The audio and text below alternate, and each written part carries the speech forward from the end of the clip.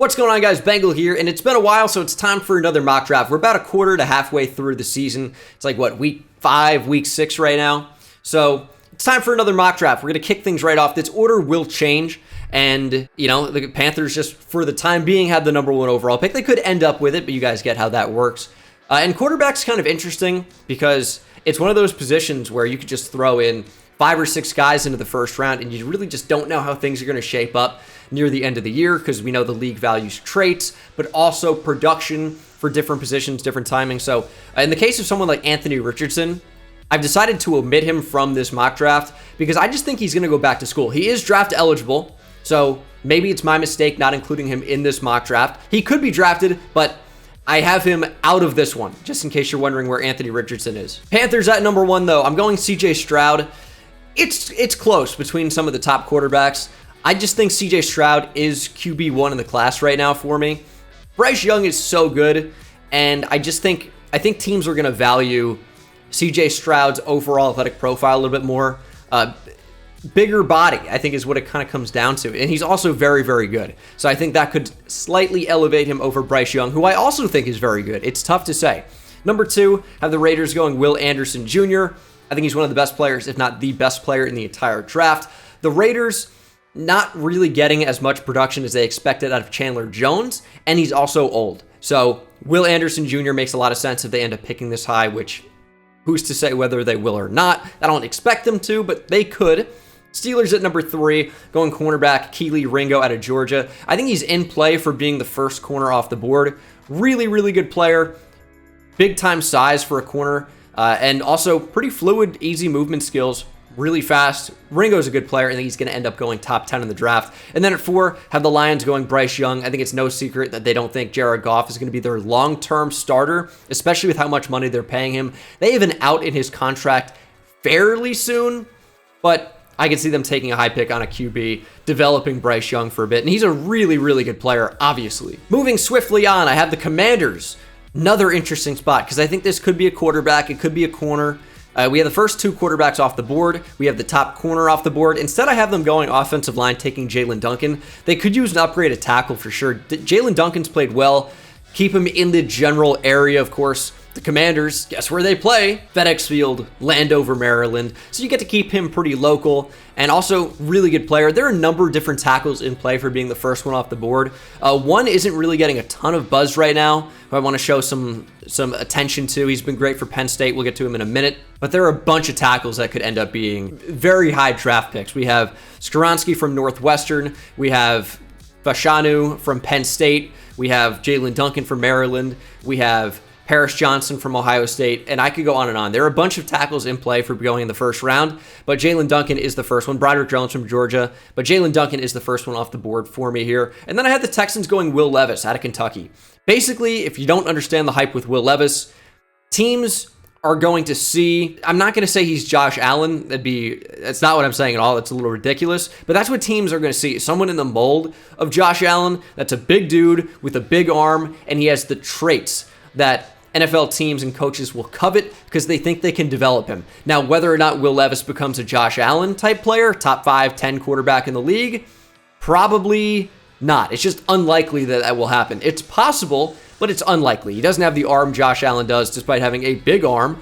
He's a good player, and I think teams are going to probably draft him pretty high based off traits alone. And then I have Jalen Carter staying in Georgia, going to the Falcons. They could use a lot of help on the interior of that defensive line. And also Grady Jarrett, who knows what's going to happen to him long term. So Jalen Carter, bring him into the defensive line, would be a great addition for that Falcons squad. And then I have the Texans going Myles Murphy. They desperately need a big-time receiver. They have Brandon Cooks. I like Nico Collins. John Mechie's going to be coming back next year. But they desperately need a big-time receiver. I don't think it's going to be that in play at number 8 overall, just with the receiver class. Bunch of really good receivers in this class. I don't think there's one super elite prospect, even though I think there are a bunch of really good ones. And they could become great pros, like Jackson Smith and Jigba, like Jordan Addison. I just don't think they're so amazing that they're going to go top, 8 in the draft here to the Texans, who desperately need a presence coming off the edge. I like Jonathan Grenard, bunch of aging players as well that really aren't that great, and some young guys that really haven't shown too much yet. I think Miles Murphy from Clemson's a really, really good fit. He could go even higher than this. The Eagles, via the Saints, have the number 9 overall pick in the draft. And I know Howie Roseman does not take linebackers very high. Never, ever, ever. However, Trenton Simpson, to me, could be the change here. I think this is about where his range kind of starts. Somewhere like maybe a little bit earlier than this. Basically think, we've seen all these different versatile hybrid linebackers in the past. I don't want to compare him directly to Isaiah Simmons, just with, scouting the helmet, both went to Clemson. But he's one of these, we always use the word versatile, but he's one of these do-it-all linebackers that can line up in a bunch of different spots, play a number of different roles for you. And I think that could be enough to entice Howie Roseman to finally take a linebacker high in the draft. It remains a position of need for them, but this is someone that can do a bunch of different things, not just your typical, this is a linebacker. I know there's, Will, Mike, Sam, but he's someone, think more of a weak side linebacker that can play in the slot in that overhang role, play in coverage, great movement skills, pretty good as a blitzer. Do-it-all player, could go top 10. I like Trenton Simpson a lot. Another Clemson player, that's 3 in a row. I have Brian Brzee going to the Seattle Seahawks. They need help on the defensive line. Take someone like Brzee that can play in a number of different spots, whether it's, 3 tech, 5 tech. I think he's athletic enough to come off the edge in certain packages as well, but probably not his main role. He's just, as a 3 tech, too fast for guards to handle and too strong as well. So Brian Brzee is a really fun player.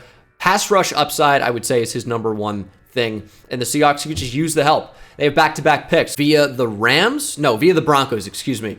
Cam Smith, corner out of South Carolina. Maybe the best corner in the draft. It's right up there. Cam Smith is really, really good. Seahawks need help desperately on defense.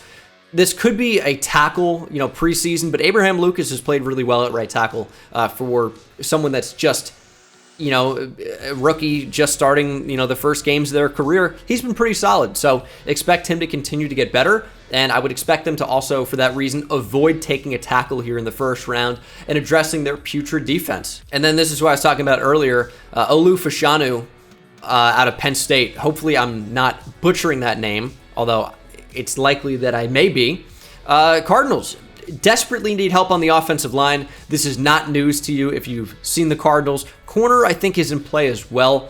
But not only having a lack of a bunch of talent across their offensive line, they also are old with expiring contracts in a lot of cases. Olu Fashanu, I think, is a really, really good fit. Again, if you know how to say his name accurately, they're not exactly saying that name a lot on the broadcast, so help me out. Fashanu, I could see, but I think it's probably Olu Fashanu. His first name is a lot longer. We shorten it to Olu.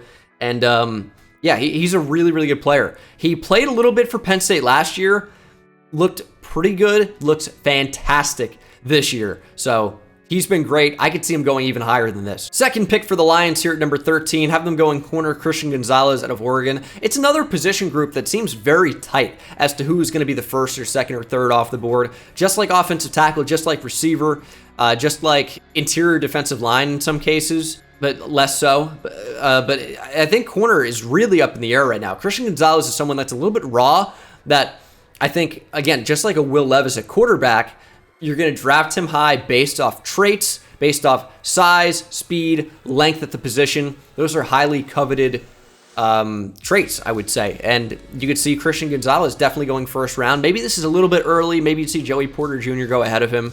But it's tough to say. It's October right now. A lot's going to change from now to April. But Christian Gonzalez looks pretty good so far this season for Oregon. Have him going to the Lions, upgrading their secondary. At 14, have the Bengals going Peter Skoronski out of Northwestern. I think there are some parallels here to Jonah Williams, which I think Bengals fans probably do not want to hear, but not, for any reason like Jonah Williams with injury.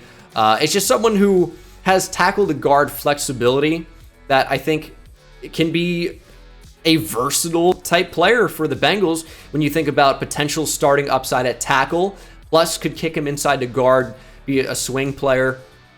Skoronski's really good. He might be the true best offensive tackle right now in the class, even though he doesn't have quite the same athletic ceiling as some of the other tackles. He's just probably the best right now, and that could continue. You had that conversation of Penei Sewell versus Rashawn Slater, and even though Sewell's good, Slater has been better, right? So they took the athlete earlier with the Lions and Sewell, and Slater's been the better player. Kind of dropped because he had shorter arms. Maybe wasn't the same type of freak athlete as young as Penei Sewell, but sometimes you just take the best guy and it works out. And I think the Bengals could definitely improve on their offensive line, especially La'el Collins. Been a disappointment, I would say, so far at right tackle for Cincinnati. At 15, had the Patriots going Jordan Addison. I don't know that they're going to address receiver at any point high in the draft. Saw N'Keal Harry go round 1. A very different player, Jordan Addison out of USC. He's more of like your kind of smaller route runner, could move him to the slot. But the Patriots just so desperately need a playmaker at wide receiver. They just do not have one. And if you're going to develop Bailey Zappi, their new quarterback, no, but if you're going to develop Mac Jones, it would be helpful to give him somebody that can actually separate and be a difference maker at receiver. I'm not saying he's Stephon Diggs or Antonio Brown, but it's that type of mold of receiver. Not the biggest guy, but a good route runner, knows how to get open, catch the football down the field as well. I think Jordan Addison's a pretty good fit for what New England wants to do offensively, which is get the football out quickly, and Addison even can stretch the field at times too. At 16, I have Jackson Smith-Njigba. Been kind of slowed down by an injury this year, but the Jags really need help at receiver. They do. I know they've invested in that position. It is not enough. It really isn't. I can see this being an offensive lineman as well. I can see them going in a number of different directions, but they do need help at receiver. And Smith-Njigba was so good last year for Ohio State. He's another receiver in this class where their stock has kind of dropped a little bit, like Kayshon Boutte from LSU, or Kayshon Boutte. But yeah, I don't have Kayshon Boutte in this first round, which I think he's going to be a first rounder, but he just didn't end up making it for me. I have Jackson Smith-Njigba here helping out Trevor Lawrence, helping out that Jags offense. It's tough. It's October. A lot of things are going to change, but this is what I have right now. At number 17, I have the Chicago Bears going Broderick Jones out of Georgia. He's someone that's played well this year, played really, really well last year in limited opportunities for Georgia. The Bears so desperately need offensive line help. It's ridiculous. Tevin Jenkins not really working out as a tackle. I know he's moved inside to guard. Larry Borum's kicked outside to tackle, but they need help up front badly. If you're going to develop Justin Fields, you need more time to be able to throw the football and open up the playbook. They really haven't been able to do that. They've been running the ball some more, and occasionally will take a deep shot down the field. And Justin Fields is a very good deep ball thrower. I know it hasn't all been there. They haven't unleashed Justin Fields yet. Obviously, under Matt Nagy, development was hindered a little bit, I think is a nice way to put it. But Fields has not been exceptional. But he also hasn't really had help. So get him some help, see what you have in Justin Fields, and then you can make a better evaluation. At 18, I have Tyree Wilson out of Texas Tech going to the Colts. Tyree Wilson's really good. Think of Trayvon Walker in the same reason that he ended up being a top pick. Tyree Wilson has the size, has the overall athleticism, and has that length. The arm length for Tyree Wilson is ridiculous. He's played really, really well for Texas Tech again this year, and he's someone that I think will end up being a first rounder because of the overall package of length of position, that's arm length, right? That's overall size, that's burst off the line at times as well. And it's also production. Tyree Wilson kind of looking like the complete package. I could see him going higher than this, even though I don't think he's quite the same athlete of Trayvon Walker, just because those guys don't really exist. Walker is unbelievable. He's played so well for the Jags this year, and it's kind of surprising to see him play so well so early. But that's another video for another day, maybe. At 19, I had the Dolphins going Felix Onyedike-Uzomah out of Kansas State, another guy that's played pretty well. He was great last year. Had I want to say, should have been a 7-sack game. Didn't end up being quite so high. I think it might have been 5 true sacks. Anyway, production's not everything on the edge at all, or for defensive linemen, period, in a number of different positions. But he's someone that has been productive this year, has it on tape last year. He is so explosive off the line. I really, really like him. I think he has a ton of pass rush upside as well. Still kind of learning how to use his hands a little bit. But for the Dolphins, I could use edge help and could use a number of different things, by the way. The Dolphins are one of those teams where, I wonder if they could be in play for an offensive lineman. I wonder if they could be in play for another receiver, despite having 2 pretty good ones. I wonder if they're in play for a tight end that's going to be a little bit better blocking. Maybe this is a Michael Mayer spot. Maybe they go linebacker. Maybe they go, corner. I can see the Dolphins doing a number of different things, but they're a pretty good team. So who knows? Who knows what they could do? And then maybe the most controversial one is the Bucs taking Bijan Robinson out of Texas. hook 'em horns. I'm a huge Texas fan, but it goes beyond that with Bijan Robinson. He is incredible. And when we've seen running backs go a whole heck of a lot higher than this, and then we saw, a guy like Najee Harris go at 24 to the Steelers, Bijan could end up going a lot higher than 20. And for the Bucs, they have the oldest roster in the league, and wide receiver is certainly looking to be a position of need. Chris Godwin is always struggling to stay on the field. I don't think you can even count Julio Jones. Mike Evans is getting older. Russell Gage is Russell Gage. He's not going to be a huge difference maker for you. The tight end could be in play, but they don't really use their tight ends very much in the offense, so you wonder if they'd bother spending a high pick on one. And then their defense is one of the best in the league, but they still could upgrade at a number of different spots, could get depth at corner. Bijan is a stud, though. Leonard Fournette's getting older. Rachaad White is good. I think he's a change of pace guy. I think Bijan's the bell cow. And a quarterback could even be in play, too, with how old Tom Brady is. But I just don't know if they would take a quarterback down the board here. I know it seems like a vanity pick. It is a running back. It's a first round. It's not worth it to spend a first round pick on a running back or even a second round pick in some cases, right? But Bijan is just different. I mean, that's kind of what it is. He's going to go in the first round. It's just tough to find out who is going to end up taking him. The Chargers are another team that I really struggle with to do with. And on the same type of point as running back, we'll get to tight end here. It is tough to sneak in some of those really good players at what we'd call like less valuable positions. That's running back. That's center, that's safety, that's linebacker, and that's tight end. I think if I forgot or said anything out of order, that's my bad. But it's tougher to sneak some of those really talented players in because they're just not typically that highly drafted. So for the Chargers, I consider giving them a tight end because there are a bunch of really good ones. Michael Mayer, Darnell Washington from Georgia's played exceptionally, who I do not have going in the first round here. But I haven't taken Gervon Dexter. Dexter's a really, really good player. Massive human being, 6'6", 315, 320. But also has pretty good pass rush upside for such a massive human being. He's really, really solid for Florida. Like him a lot. I think he could end up being a first-round pick. A bunch of really talented interior defensive linemen in this class. I have a couple that I like that aren't even first-round picks in this. Jaquelin Roy out of LSU. Siaki Ika out of Baylor. Both good players. Different players, but Dexter's really good. I think he will end up going in the first round. Maybe he goes back to Florida. He's only, I think, a redshirt sophomore. So he could go back, but he is draft eligible. And then Paris Johnson Jr. to the Jets. They need help at tackle. Mekhi Becton, can you count on him? I don't know. You'd still take a tackle even without Mekhi Becton, right? So seems like a no-brainer for the Jets, who are all the way down at 22 here, and we get to my Giants as well later. Seems wild. We'll have to see what happens. Again, a lot's going to change with these records. I had the Packers taking Michael Mayer out of Notre Dame. This is tough. I'm trying to find a space that I like for Michael Mayer in this draft, for any tight end, really. And for the Packers, it's like they so desperately need wide receiver help, but they've shown that they don't want to take a receiver high in the draft. But you know what they might want to do is take a tight end, because Aaron Rodgers loves throwing to his tight ends. It's a big part of the Green Bay offense. And with the future of Robert Tonyan in Green Bay up in the air, he has a contract that's expiring. I think there is a void year as well. So he kind of has a contract that's expiring very, very soon.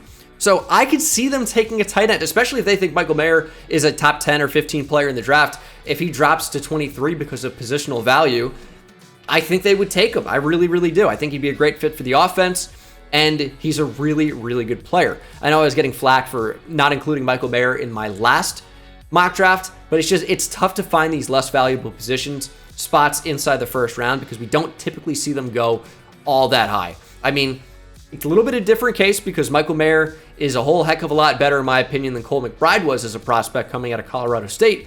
McBride didn't go until the middle to end of the second round, right? So it's tough to find spots for these guys. I think Michael Mayer is really, really good. He ends up going in the first round in this mock draft. And then at 24, I have the Ravens taking Isaiah Foskey from Notre Dame. Couldn't find an Alabama player I wanted to link them to, so we're going Isaiah Foskey.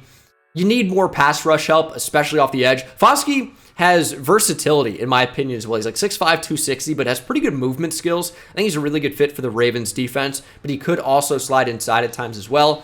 Odafe Owe, good player.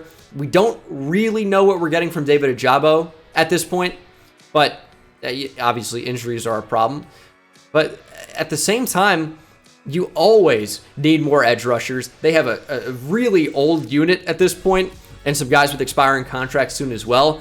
Edge, I think, is a pretty big need for the Ravens. I could also see this being, maybe a receiver, although I don't really think that's going to be the best pick for them. But they could go a bunch of different directions here. Corner, I think, is really in play. Their secondary is not great. Corner, safety, probably not, but corner, definitely in play.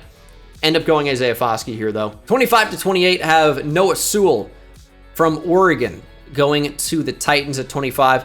Good prospect. I don't think he's played exceptionally well this year. Got off to a bit of a slow start. Still a good player. Henry To'oTo'o could end up being maybe the first linebacker off the board, too. Titans, I don't know, man. They're always a tough team to mock for. I can see this being an offensive lineman. I can see this being an edge player for sure. I had an edge player in here for a while, but I just think that Noah Sewell will eventually be a first-round pick. Titans, to me, kind of made the most sense to drop him in here at the back end of the first. I think I originally had this being the Georgia edge rusher Nolan Smith, but end up changing it to Noah Sewell. But there are some options. It could be a tackle as well. It could be a guard. Osiris Torres from Florida, the Louisiana transfer, has played pretty well. It's just a good player in general. Maybe they go that direction. Maybe they take a tackle. But we'll move on to the Giants at 26. Tough spot for the Giants. Tough spot. Wasn't going to give them Anthony Richardson at this point. I decided to just leave him out of this mock draft. I have them going Quentin Johnston. I don't know. The Giants are a tough team. They have big needs at linebacker, at corner. You could make an argument at safety, but linebacker, corner, defensive line in multiple different spots. Still, after taking Kayvon Thibodeau, Dexter Lawrence, Leonard Williams, who knows what's going to happen to them long term? You need more at the position. And then the offensive line needs to be better. This could be an offensive lineman. Probably wouldn't take a tight end, running back, but quarterbacks in play. I don't know. It's a tough spot for the Giants all the way down the board here for their needs. But I ended up going with wide receiver Quentin Johnston out of TCU. He has wide receiver 1 capability. Good athlete moving down the field, but also a huge, big-bodied receiver. I don't think it's the same deal as a Kenny Golladay. I think he offers you a little bit more movement down the field, a little more speed. He's a really, really good player. Played very well this past weekend as well. Made a really nice catch against Kansas, among many. He had 14 catches for 206 yards and a touchdown. But the game-winning touchdown for TCU in the end zone was an incredible one. As we'll move to the Cowboys at 27, taking Brian Branch. The Cowboys are a tough team to mock for as well. You could see them taking an offensive lineman. You could see them taking a receiver. I could see them potentially going a number of different places on defense. I ended up settling on Brian Branch. I could see him going a lot higher than this. He has corner to safety flexibility, really good nickel player, plays a star role for the Alabama defense, or has. He's very, very, very good. And the Cowboys, who could use some help at safety and corner, kind of get the best of both worlds here in Brian Branch. As we get to a similar type player in Antonio Johnson for the Kansas City Chiefs, he also has similar flexibility, although I would say he's more of a strong safety box player rather than an outside corner, but I think he can play slot corner, and we've seen that at a high level. Big dude, but moves really, really well, and the Chiefs just add kind of one of those chess pieces to their defense, and they're a great team that could go so many different ways as well. And then wrapping things up, 32 picks are not in this draft, as the Dolphins had one of their first-round picks forfeited due to some tampering with Tom Brady, right? So no Dolphins first-rounder other than the one that they had via trade. This one, Vikings taking Joey Porter Jr. They need help at corner. Their defense has played pretty well. It got off to a rough start, but they've played pretty well. They need help at corner, though. They desperately need to add youth and speed. Joey Porter Jr. does both of those things. Patrick Peterson, not going to be around forever, and even so, I mean, he wasn't amazing last year. He's just old, man. You got to get some more younger players in there that can offer you a future rather than just hanging on, which kind of is what you're getting from Patrick Peterson right now. Not playing the worst, but also he's never going to be at that Pro Bowl, all-pro level again, in my opinion. So Joey Porter Jr. makes sense to me. Of course, the son of Joey Porter, the outside linebacker for the Steelers, for the Dolphins, for the Cardinals, I think, as well. As we move to the Bills at 30, have them taking a receiver. It's another great team. Their defense is exceptional, but they could still upgrade their defense. Could be a corner, Could be a safety with some aging safeties in there, even as good as they still are. Could be an edge. Could be an interior defensive lineman. Could be a linebacker. Like, they have the luxury of really taking whatever they want, which I guess every team does, but you know what I mean, because their team is so good. And then offensively, I think they're just missing that third piece. So Josh Downs, to me, felt like a great fit. Someone that can really stretch the field vertically for them, which really would open up the offense. For Gabe Davis underneath, for Stephon Diggs, I think it would do a lot. Dawson Knox as well. Like, their offense is so good, but it's just not to where I think it could be. Josh Downs or maybe an offensive lineman would help with that a little bit. As we get to the last pick, currently the Eagles at 31 have them going safety Jordan Battle. You look at their team, it's pretty strong. I think they could use help at linebacker, have them going Trenton Simpson in the top 10. I can see them going receiver. I can see them taking another edge rusher. And really, as funny as this sounds with the way Howie Roseman's drafted, I can see them going interior defensive line. Fletcher Cox, Javon Hargrave, both expiring contracts. So Jordan Battle maybe doesn't fill in that role, but could help in the back end. They traded for Chauncey Gardner-Johnson, who I feel like is more of a slot corner. I feel like that's his best true role. Jordan Battle could upgrade the secondary. Good player. Has played well for Alabama for a number of years now. So feels like a good fit, and that's going to bring this mock draft to a close, guys. Let me know who I missed out on. Number of players I wanted to get into the first round that in this iteration I just couldn't. That's just the way it goes here when we're doing these early mock drafts.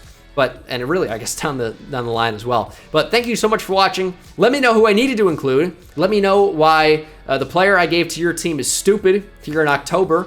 And I'll see you in the next one. Take it easy.